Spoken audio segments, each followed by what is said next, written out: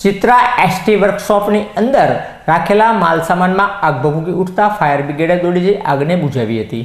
Chitra ST વર્કશોપમાં કમ્પાઉન્ડમાં રાખેલા સામાનમાં આગ લાગવાની ઘટના બની હતી, જેની જાણ ફાયર બ્રિગેડને કરવામાં આવતા ફાયર કર્મીઓ તાત્કાલિક સ્થળ ઉપર પહોંચ્યા હતા અને પાણીનો છંટકાવ કરી આગને બુઝાવી હતી। જ્યારે આ આગ રાત્રેના સમયે ત્યાંના ફરજ પરના સિક્યુરિટી દ્વારા ઠંડીથી રક્ષિત થવા માટે તાપણું કર્યું હોતું, જે તાપણાનો તણખો આ સામાનમાં પડતા આગ લાગી હોવાનું પ્રાથમિક જાણવા મળ્યું હતું।